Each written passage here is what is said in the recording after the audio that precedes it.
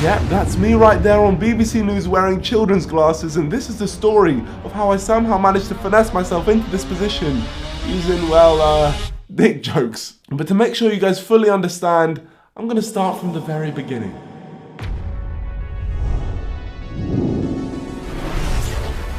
Nico Defence League is NDL, a movement so powerful it dominates the comments of every live stream on YouTube. But how can we take it to the next level? Well, what's NDL backwards?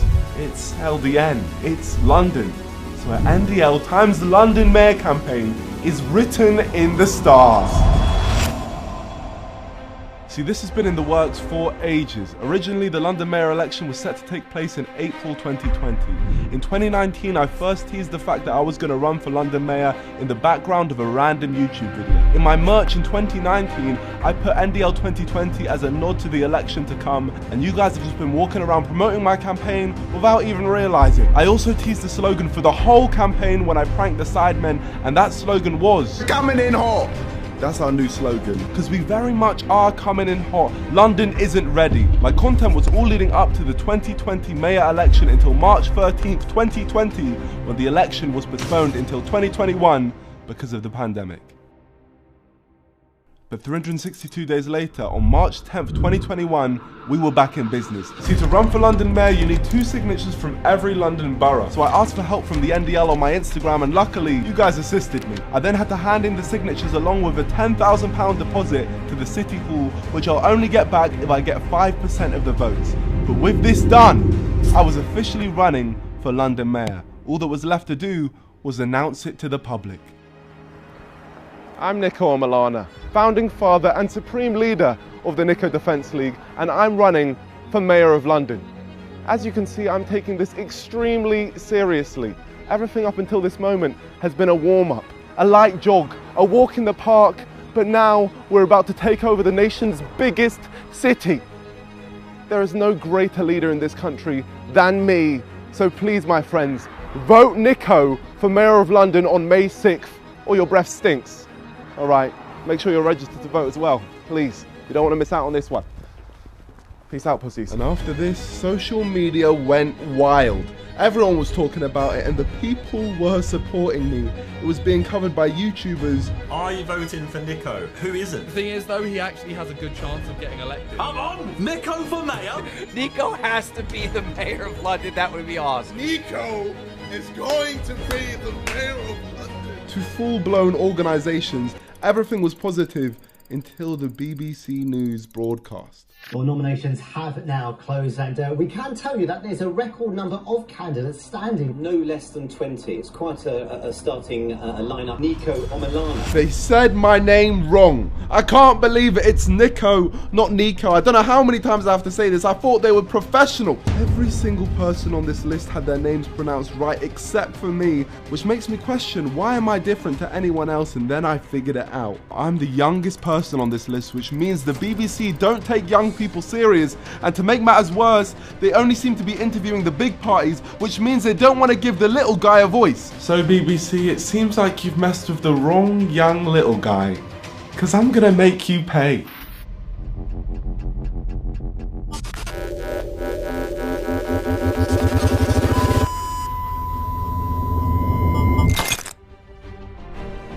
So why am I running for London Mayor? Well, young people aren't taken seriously in politics because the government don't give us a voice. But we have a voice, my friends. So I'm trying to see what happens when we make as much noise as possible together.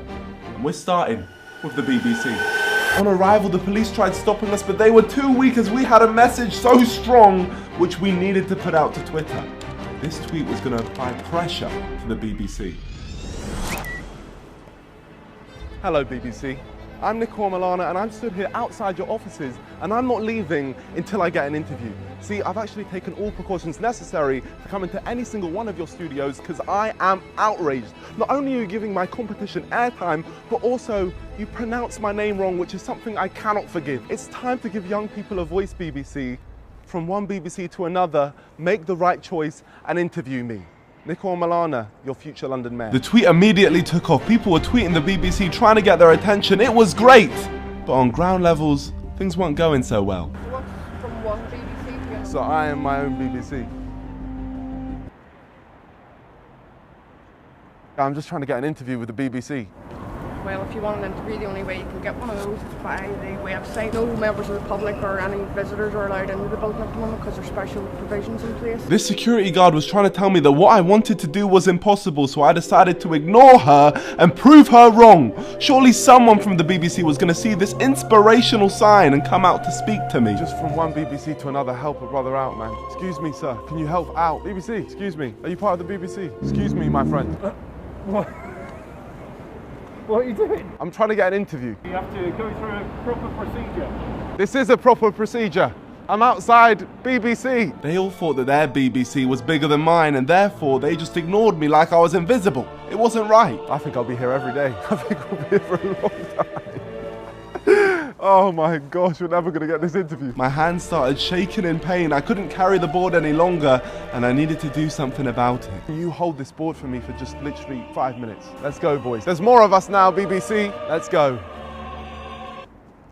What do you think, like, in your future you can do something for the... Yeah, no, I can. I see you're taking what I'm saying serious. I can see I'm inspiring you a little bit. I can see that little twinkle in your eye. But my friends, please like the video. 1 like is 1 vote for me. Let's see how many votes we can get. You also get 10 years of good luck, so like the video now and subscribe. Thank you. I was starting to make a connection to the people, and with that, I started to believe that maybe I could get someone's attention from the BBC.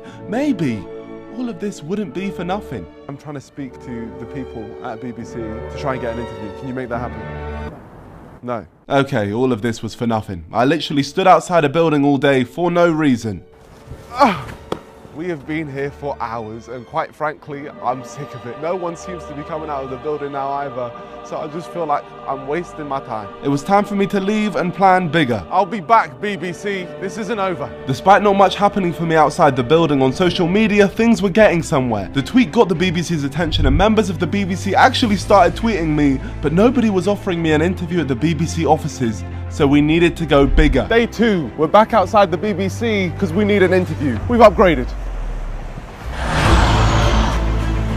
This is a big upgrade. Nico for mayor, right outside the BBC. Ladies and gentlemen, we got an electronic billboard van with my face on it. Look at my huge biceps. If we don't get an interview after this, then I quit. It's not worth the stress. But we did manage to get the security's attention, so the van had to leave. But it carried on driving as it had the important mission of spreading our message across London. Every big site in the city needed to see my campaign. From the London Eye, to Big Ben, to the Royal Albert Hall, which we're actually banned from, and every other landmark there is. But back at the BBC, I then spoke to this security guard who told me that in all his years working at the BBC, he's never seen them interview anyone who's been waiting outside. So how long have you been working here for? About 9 years. 9 years, and you've never seen them come out for enough? Yeah, they don't, I don't know, they just don't do it. Sometimes these groups, about 300 people or more. Well, I will be the first person they come out for in 9 years. What we stand for is so strong that I think we'll get the interview. Sounds good. We'll see, my friend. Watch this space. Yeah, watch this space. First time in 9 years. Yeah. You might be thinking that this confirms I'm a shambolic fool with a creased shirt who was just wasting his time outside the BBC. And you're probably right, but I was still determined to prove everyone wrong. I was gonna get that interview if it's the last thing I did, so I paced back and forth in hopes that someone would give me an offer I couldn't refuse, but instead, the offer they gave me was far from appetizing. Unfortunately, so far, all we've been offered is a Zoom interview. And we've been stood outside the BBC for this long, so obviously we're not going to settle for that. So the best way to ask is by just telling them we're just out here. So I then messaged Sam from the BBC and gave him my demands. Hello, Samuel from the BBC. Thank you for your offer of a Zoom interview, and a Zoom interview would be all right, but I want to tell you my policies in person. I want to see the spark in your eyes when I say it to you, so it needs to be in person. And with those inspiring words being said, I got a phone call. Hello, Sam from BBC. If we can get a crew here and I get an interview in person, then I'll call off the siege. Okay, I can confirm we can do an in-person interview. I just need to get a crew sorted so we can do it properly. Thank you. We've done it. We've done it! Told you I could make it happen. We've done it, BBC. Thank you. I've got an interview. Yeah, it's happened. They just called me up right now.